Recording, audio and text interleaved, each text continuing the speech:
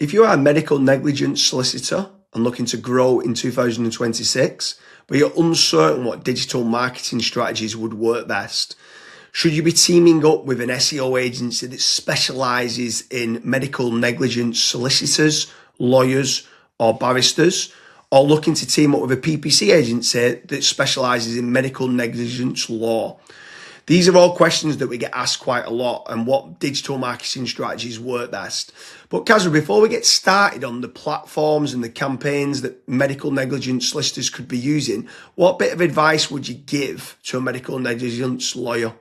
So the biggest piece of advice for medical negligence solicitors is tracking KPIs, having a sheet where you can very easily go into and look at profitability. Because there's a lot of campaigns that do work and there's a lot of campaigns that just don't work for medical negligence solicitors. So you want to make certain a few things: where the leads have come in from, what the quality of those leads look like, how much money you're spending every single month on digital marketing, and how many of the leads have actually picked up the phone. Once you have all of those figures in place, you can very easily and predictably scale certain campaigns up if it's working for your company, or switch certain campaigns off if it's not working for your company. So James, for medical negligence solicitors, what are some digital marketing strategies that you would recommend? Branding or brand SEO, and making certain that you're looking good online, you've got a strong reputation. I think everything needs to start, the foundations need to start with a positive kind of brand SERP of who you are and what you do. So a SERP stands for search engine results page, and getting that branding right across the board then can lead on to other things of what you can be doing. It will improve your conversion rate on paid ads or social media. Any leads that you get in, the conversion rate would be good. If at the 11th hour, they're going to decide who you're going to go with, branding, I think, becomes very, very important. So I'd say that's the first thing that people need to get right for all digital marketing strategies. My next strategy is going to be AI visibility. I feel like more and more companies are actually looking into this. So what does ChatGPT, Claude, Gemini, Grok, Perplexity say about your brand or about your business? Is it a positive thing or is it a negative thing? And also trying to figure out what it says about your competitors as well. And obviously trying to improve that's really important. Some people call it AI SEO, some people call it GEO, some people call it LLM optimization. But this is going to be a big thing in 2026 and also in the years to come as well. Yeah, I think that's a huge strategy that people need to be looking at with regards to artificial intelligence. More and more people are obviously using AI. The next one for me is filling in the form at FatRank or Promo SEO, which do a commission-based lead generation service for UK companies looking to grow. I think it's important to be looking at your own digital marketing efforts to generate your own leads, but also if you can use some freelancers and outsource some as well, you've got that diversification of leads. So head on over to fatrank.com, fill in the form and see whether they can help you with a no risk supply of inquiries. Promise you'll also do a very similar performance-based lead generation service as well that you might want to fill in the form with there, and just double check whether you can go and get a third party lead generation company to top up and start generating you some leads for your business to grow in 2026. Yeah, and then next on the list is Google Business Profiles, so Google Map listings. This is like local SEO where you basically just try and get more reviews. You build out your Google Business Profile in your local area. Now, there's pros and cons to this. I think the biggest pro is that once it is actually ranking, you're going to be consistently generating leads. However, to get from nowhere, like let's say you do not have a Google Maps listing at all, to get it ranking to position number one, the issue you've got with that is there might be, let's say, a 60 or 100 review deficit. And to obviously get those reviews, you need leads. So it's one of those things. It's like the chicken and the egg. I for one just think it's good for personal branding or for branding of your company. So always try and get the Google Maps listing, but you should always know the pros and cons to it as well.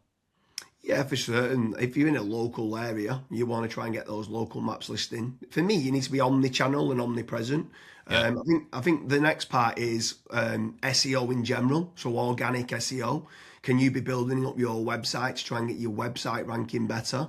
If you are in local area, you might want to do your service with the area of where you cover. So like plumbing in Manchester, create a page for that. Hopefully then share that on the Google business profile of what you mentioned.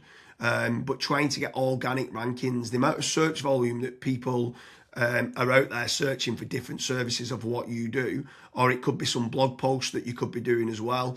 There's different strategies on there that you can be doing, but ideally you want good quality content, build up topical authority, and try and get some third-party backlinks to power up the site to get those organic SEO rankings.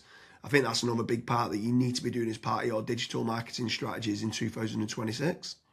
Yeah, and then the next one, which kind of ties back to what you were saying before, James, is obviously organic social media. Now, organic social media, I think it's more of a numbers game. So try to create good content that your audience would actually view. Like I see this time and time again where I look at brands and they've just published maybe 4 or 5 posts on their Instagram profile and they've not been active for 3 years, right? That's not going to drive you sales. But if you can do how-tos, if you can do guides, maybe you can do before and afters, right? If you can do content like that, that way people will see you on socials and they will actually click to actually figure out more about you, fill in the contact form. The caveat to organic social media, yes, it's free to do. It's not like PPC, for example, but it is very much a numbers game. So you want to be consistently uploading, maybe not every day, but at least 3 or 4 times a week. Yeah, for sure. On the subject of social media, paid social ads as well is massive. I'm a massive advocate of the kind of the dollar a day strategy of what people talk about. So if you are going to be taking the time to be posting every day, like you mentioned there, for organic social media, just spending a few pounds on those posts and boosting it. So getting case studies, any awards that you've won as well for reputation, and starting boosting that. You can also be running retargeting ads. So if anyone's clicked through to your website, you can be running retargeting, which is paid social as well. Different places like Meta, so whether that's Facebook and Instagram, you've got Twitter, you've got YouTube, you can be running Pinterest, you can even run in places like Reddit as well for paid ads. And I think paid social media is still an untapped market for digital marketing strategies. Yeah. The next one is it's probably a love-hate relationship. It's PPC, right? Google AdWords or doing it on Bing, wherever. That's basically the sponsored results. So if you search for a service, it's above local SEO. Now, I have spoken, and both myself and James, we've both spoken to so many business owners that are either they've spent 10, 15, 20,000 pound on it, and they've not had a single result, or they might have had a few leads and it's just not been of quality. Or you've got other guys that have spent hundreds of thousands on it and they're like, it's the best thing that's ever happened to my business. Now, the reason why people are either they absolutely love it or they absolutely hate it is probably down to how it's been set up. Like there's so many different nuances to PPC. Like for example, having a really proactive negative keyword list, making certain that you have a set of banned IPs. Like, for example, your competitors could be clicking on your ads, and that's deemed as what's called click fraud. Making certain that you've got a high converting landing page, making certain that you KPI your sales team. So when a PPC lead comes in, that is one of the first priorities that they actually take when it comes to contacting the lead. There's all of these different nuances, and if you're not on the ball with PPC, it's probably not going to work for your business. However, if you've got a really good, well-refined sales team, you've got a really good landing page, you've got a well-kept, up-to-date negative keyword list, you are using click fraud software, at that point, it will actually probably perform well for you. But again, just know the pros and cons to PPC. Yeah, for sure. There's certainly pros and cons. There's benefits of using it to get instant leads. But like you said, the amount of people that we speak to that have burnt a lot of budget and not had the inquiries and stuff that's come through as part of the digital marketing is pretty scary. While we're on the subject of paid, obviously we spoke about paid social ads, and now you've spoke there about PPC with Google or Bing. I'm going to throw in the mix paid ads on AI platforms. It's not fully rolled out as we're doing this video, but I know that ChatGPT are looking to try and roll out ChatGPT ads. Claude, Perplexity, other kind of LLMs might start rolling it out in 2026. I think if you're one of the early adopters and innovators to get on there, I think you could be getting cheap leads or cheap contact form submissions. So it's something to look out for of doing paid AI listings and ads. I think that could be something to look out for in 2026. Next on the list, and this is a little bit out of control. You do obviously have like forums that you can get your brand mentioned in, like for example Reddit and Quora. That very much comes down to the after fact, like where are your customers that you've been dealing with previously? Are they actually raving and shouting about you? If they are, then that's a very good resource of getting other people recommending you. So if you can get that, again, it's a little bit out of your control, but asking for reviews, asking for them to recommend you to friends, to people, that can obviously generate you a decent amount of leads and inquiries as well. Yeah, for sure. And the add-on benefits to places like Reddit is that it's getting cited so much now in the AI overviews. So when you spoke there early on about AI visibility, if you can try to get a positive kind of lot of people talking about the products and services of what you do and some reviews on there, it's indirectly then going to help you, or directly actually is going to help you with AI visibility. And then the last one for me is tradesman websites, so like Check a Trade, Bark, or teaming up with a third party lead generation company.